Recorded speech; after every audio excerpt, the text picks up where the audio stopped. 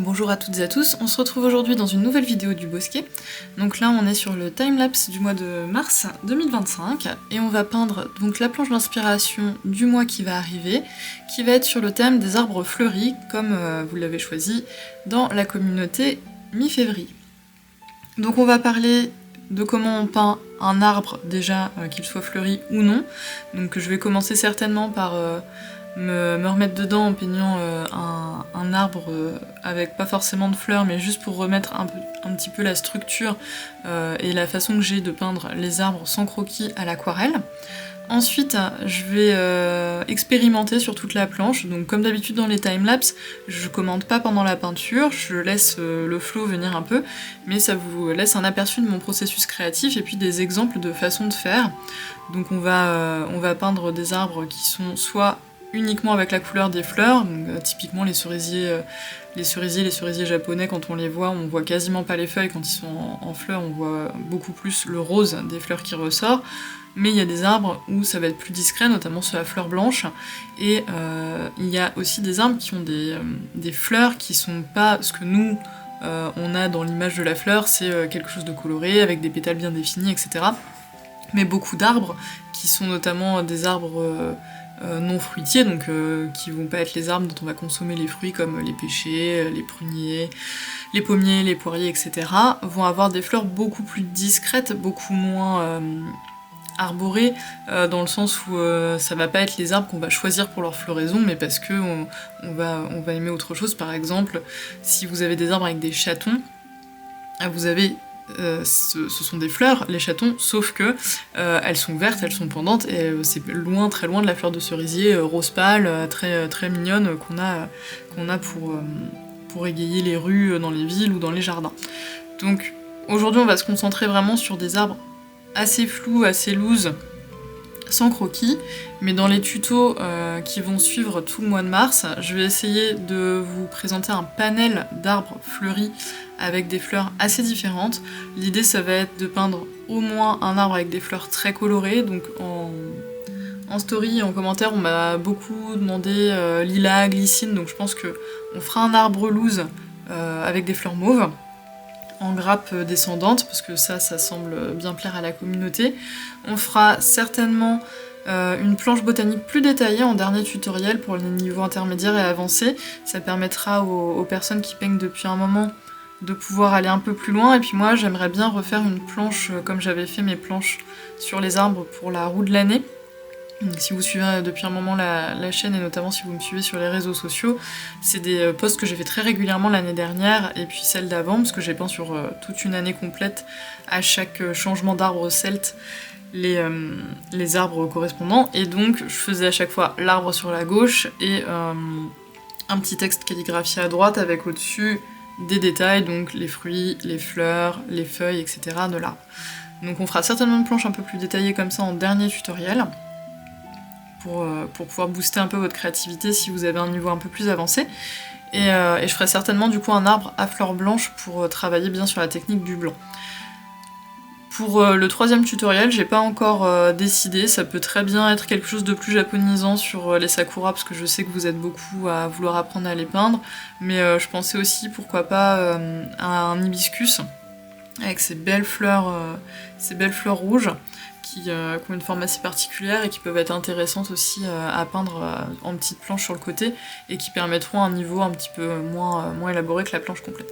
Donc voilà en gros pour ce qui va nous attendre tout le mois de mars. Donc je vais vous laisser avec mes blablas, je vais peindre, mettre en accéléré sur la vidéo, et puis on se retrouve à la fin pour faire un petit point de guidage sur ce qui va nous attendre sur mars. A tout à l'heure!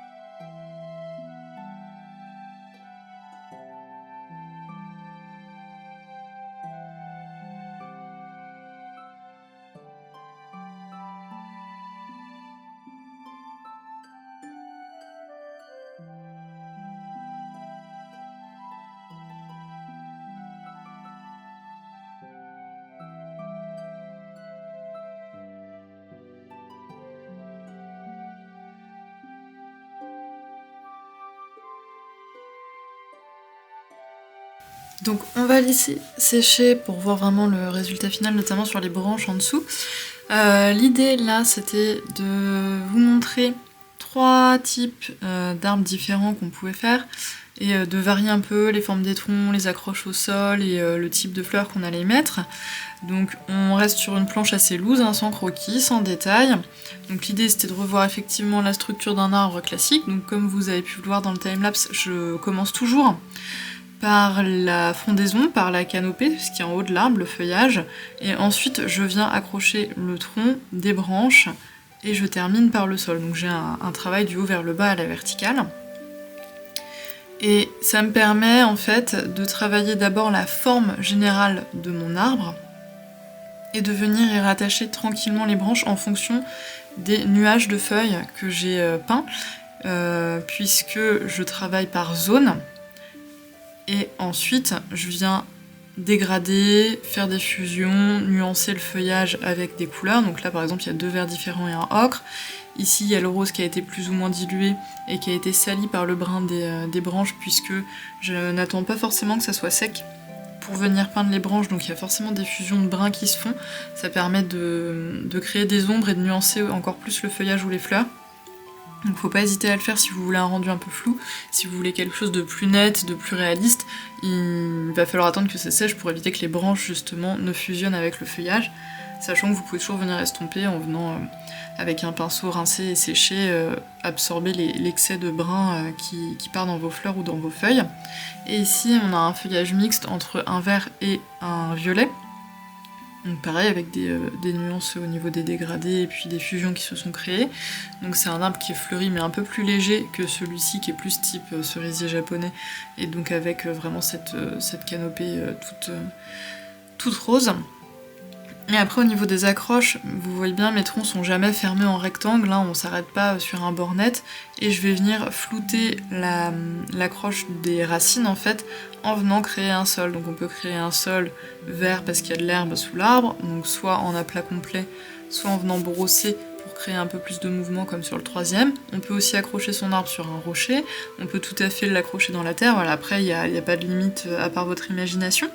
Mais ça permet de varier les accroches et d'avoir des arbres qui sont pas en train de flotter au-dessus du sol ou qui seraient voilà, coupés à ras. Quand vous regardez des arbres dans la nature, ils sont jamais tout droit au niveau des troncs. Alors ça peut arriver si vous avez un tapis de feuilles mortes dans une forêt très dense, vous avez beaucoup de feuilles, en fait ce tapis vient couper un petit peu à leur base les troncs, mais il y a toujours ce côté évasé de toute façon, et puis ça évite de faire des choses voilà, trop géométriques, trop droites. Donc pensez-y quand vous faites vos arbres, qu'ils soient fleuris ou non. Et puis comme il me reste un petit peu de place en bas, donc j'ai voulu commencer un petit peu de détail au niveau des branches pour voir comment on allait travailler. Donc je fais une petite branche de cerisier japonais assez classique, dans un style un peu japonisant, voilà, très léger avec peu de fleurs et vraiment la forme de la branche qui se dégage. Et puis une plutôt d'arbre à papillon ou de glycine. On est peut-être plus sur de la glycine avec une branche un peu tortueuse que je pourrais continuer à travailler au niveau des détails de l'écorce. Mais bon, c'est pas l'idée aujourd'hui. Et donc voilà, donc on se retrouve avec une petite planche quand même assez variée. Donc vous voyez, vous pouvez mettre une seule couleur de fleurs pour vraiment avoir un arbre très fleuri. Vous pouvez varier avec des verts pour aussi faire les feuillages.